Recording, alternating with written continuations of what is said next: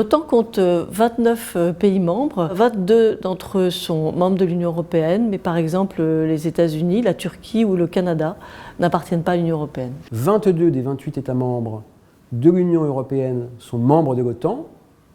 6 d'entre eux ne le sont pas, mais un certain nombre d'entre eux, premier plan desquels la Suède ou la Finlande, ont un partenariat étroit avec l'OTAN. Tous collaborent d'une façon ou d'une autre avec cette organisation. C'est cet article 5, cette garantie de sécurité collective, qui a largement contribué depuis 1949, l'adoption du traité de Washington, à la sécurité de l'Europe.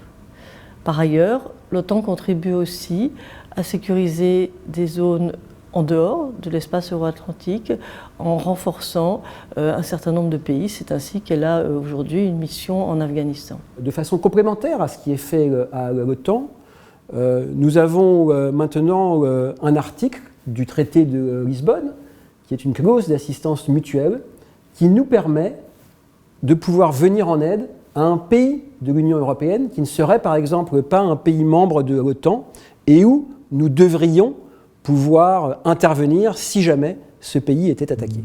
Concrètement, les deux organisations sont présentes dans les mêmes théâtres ou dans les mêmes zones. Par exemple, dans les Balkans, l'Union européenne et l'OTAN sont présentes en Bosnie ou encore au Kosovo. Au-delà de la coopération concrète, elles ont des approches politiques qui se renforcent mutuellement et passent des messages sur la stabilité régionale. Au-delà de ces coopérations dans les Balkans ou sur différents théâtres, une série d'actions communes ont été décidées puisque 74 coopérations concrètes sont en cours de mise en œuvre dans des domaines aussi variés que l'hybride, la sécurité maritime ou le cyber.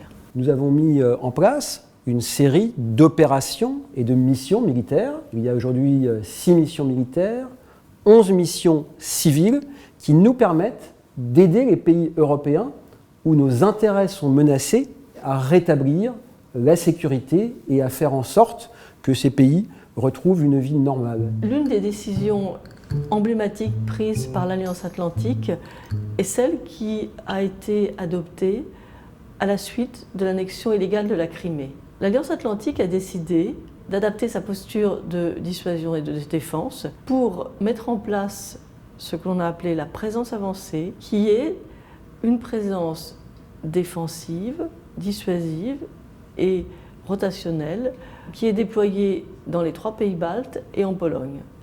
La France contribue à la présence avancée et déploie aujourd'hui 300 soldats en Estonie.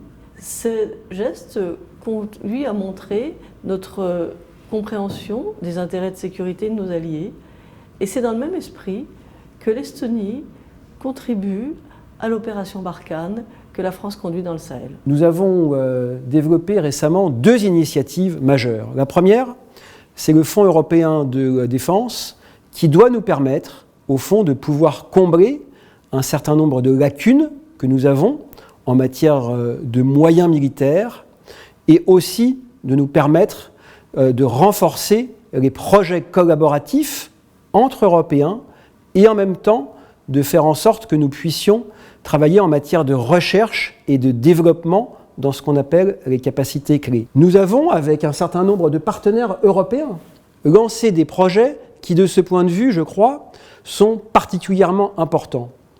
Un drone de moyenne altitude et de longue distance, le drone MALE, un nouveau standard de l'hélicoptère Tigre, un hélicoptère d'attaque, des moyens de radiocommunication qui soient à la fois sécurisés et interopérables sur le terrain, c'est le projet ESSOR.